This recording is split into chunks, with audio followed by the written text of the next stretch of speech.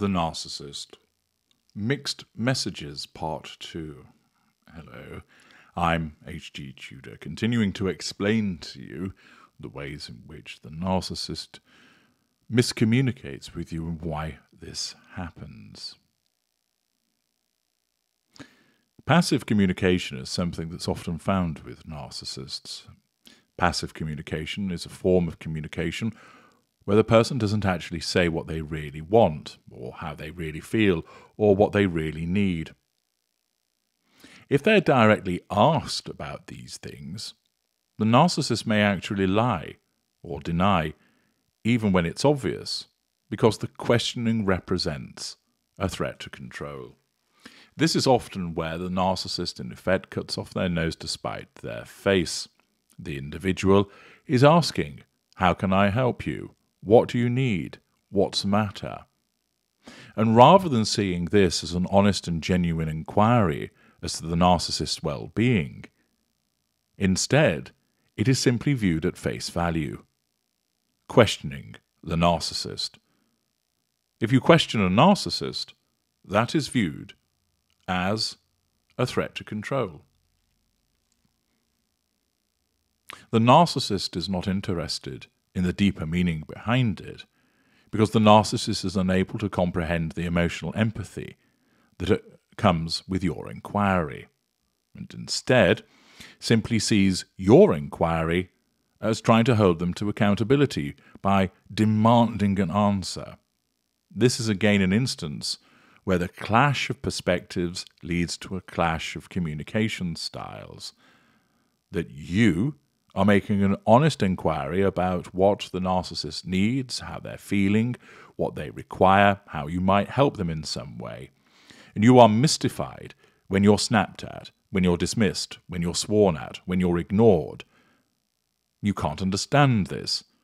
You asked a simple question, but you have been painted black, and as a consequence of that, your inquiry is viewed through that lens of black, so that it is viewed as a threat to control. Somebody who might be storming around the house and slamming the doors, and then asked, "What's the matter with you?" Where that individual is a narcissist, they will perceive that as a threat to control, and rather than actually say what the problem is, they'll respond by saying, "Nothing, everything's fine," in order to nullify that threat to control. Of course, the way that they speak, their facial expression, the way that they're behaving, all is demonstrative of fury, but then they deny it. You are confused. You can see that something's upset them. After all, they're stomping around the house, banging the doors, and yet they deny that there's anything wrong with them. That doesn't make any sense. Of course, rather than recognize that you are dealing with a narcissist and think, this is the contradictory response, as the fact that my inquiry after them has been viewed as a threat to control and they seek to nullify it by denying that there's a problem, you continue to ask, "What is it? What's the matter?" Making the situation worse, because you are expected to understand what the problem is. Adding greater complexity to this is that the lesser or mid-range narcissist themselves doesn't actually know what's wrong. They do not know that there is a threat to control which has caused this ignition of fury. Their narcissism has just told them that there is a problem, and therefore they have reacted in this way. But they don't actually know the true root of the issue. It becomes frustrating for this individual because the narcissist expects you to know precisely why they are upset. And because you don't appear to know, then that tells the narcissist that you don't care. And therefore, that is a further threat to control, exacerbating the situation. The narcissist, of course, reacts badly, thinking they're being neglected or rejected, that they're being left out or abandoned in some form, which in turn increases the threat to control, resulting in those responses of a sudden rage attack or the administration of cold fury through a silent treatment, possibly leading to you being insulted or attacked in order to nullify the perceived threat to control that you're engaging in. You are being punished for your failure to be able to read the narcissist's mind. Of course, you aren't able to do so. And even more so because at that juncture, you invariably do not realize that you're dealing with a narcissist. And therefore, not only are you incapable of reading their mind, you're not able to work things out because you don't know what it is that you're dealing with. You also end up frustrated because you're left thinking, why did the narcissist not just say what they wanted? But they believe that they did. They believe that they were clear in their communication, and they are frustrated with you because you didn't understand. The narcissist believes that they were clear because in their world they did make it clear owing to their narcissistic perspective. When you suggest that they were not clear in what they were stating, this naturally amounts to a threat to control. This then creates an impossible way of communication, and it's made worse by the fact that the narcissist appears to assume that everybody else communicates in a similar way. The narcissist can live in a world where no one really says what they really mean or how they feel, where everyone is hiding everything from anyone else. The narcissist does not believe you when you try to explain that you didn't really understand what they wanted, and this, of course, threatens the narcissist's need for control. Because the narcissist is egocentric, which means they believe they are the center of everything, this results in believing that you should be able to interpret on the barest of information what the narcissist actually wants or how the narcissist is feeling. The narcissist with the egocentric personality automatically assumes that everybody knows what they mean, what they're doing or going to do, what they are saying, what they're going to say, how they feel or how they will feel, or what they want now or what they will want. The narcissist believes the universe revolves around them, and with that comes the belief that you should know all of these things. Of course, these factors are not actually true, but the narcissist will not adjust their thinking, because to do so would be an admission of fault which would threaten their sense of control.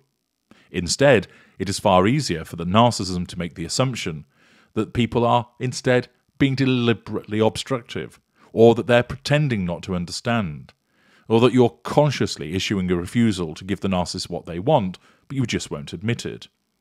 Rather than the narcissist recognize that they were the one that was unclear in their communications, the narcissist has to instead assume that you are the problem. The need for control and self-absorbed thinking doesn't allow for the narcissist to consider seriously that someone didn't really understand them. The narcissist is unable to conceive of a reality where they're not the top thing on everybody's mind, and therefore they are the only thing that matters. Owing to this, the conclusion that the narcissism reaches is that the other people did actually understand everything the narcissist never actually said, but instead they are intentionally trying to make the narcissist feel bad or somehow outmaneuver them. This creates a no-win situation for you, because even if you do make the narcissist understand that you didn't really know what you were supposed to know, then that is then interpreted as you not caring, because if you did care, you would have known and you would have understood.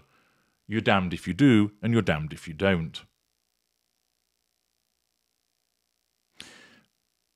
You are not able to read the narcissist's mind, but through my work, you gain greater understanding of the way that the narcissist's mind does work. Narcissists not only assume that you are able to read our mind, but that we can also read yours. And many narcissists form the belief that they can see things in your head that no one else can, including you. It is common for a narcissist to tell somebody else what they are actually thinking and feeling, what your motives are. And this is an entitlement issue combined with grandiosity and magical thinking. Offended by what the narcissist suggests that you are thinking, when you reject that suggestion, then of course you are threatening control, and an argument is likely to ensue. You say, no, that's not how I feel. No, that's not what I'm thinking. And that, of course, threatens the narcissist's sense of control, so they respond by saying, yes, it is. You don't know your own mind. The unaware narcissist, of course, genuinely believes that they're correct. This once again exhibits a level of control and distortion which is bewildering to the victim. I know what you're thinking, says the narcissist. I know what you're feeling, and I know you better than you know yourself. It's worth pointing out, of course, that the more evolved narcissist often does know the way that a victim thinks as a consequence of the repeated practice of manipulating people, of being able to pick up on signals far more effectively than a lesser or mid-range narcissist does. But the majority of narcissists, being lesser or mid-range, tell people they know what they're thinking as a consequence of their sense of entitlement, grandiosity, and magical thinking, when they actually do not.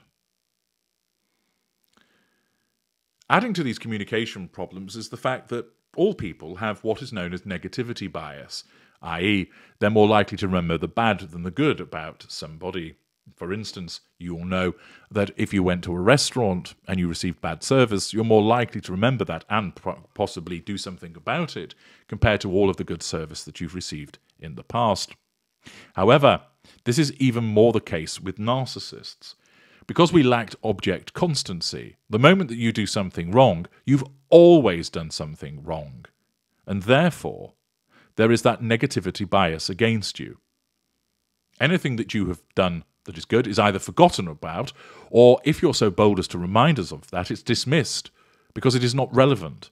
It is not seen as being in the context. The conclusion is that all of the things that you're thinking, feeling, and doing and saying about the narcissist are thus bad, and thus associated with that are your motives. You naturally deny this. But that just amounts to a threat to control. The narcissist will also, as part of these problems with communication, engage in the practice of global labeling. This is where the narcissist will take a word or action that was actually valid in one specific particular situation, but then goes and applies it to everything. This is often combined with the absolutes of always and never. This is similar to context blindness, because nothing else is considered except what was said or what happened as if it occurred in a vacuum, because it's associated to the threat to control. You said X, it's a threat to control. The context in which it is said is dismissed by the narcissist. Your intentions are irrelevant. It's how it is perceived by the narcissist that is important. There is no trust in you. The paranoia, the pathological concern about being tricked or fooled, the risk of being manipulated and controlled by you, drives at the heart of the subconscious need for the narcissist to have control.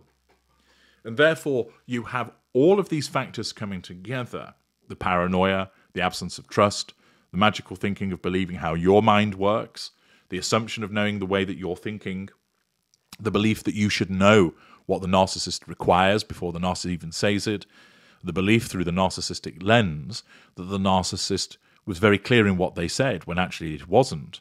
All of that combines for you to get the mixed messages that you do. This need for control creates the alternative reality of the narcissist, which clashes with that of the non-narcissist victim, resulting in mixed messages and all of the arguments, fury, and trauma that flow from this clash.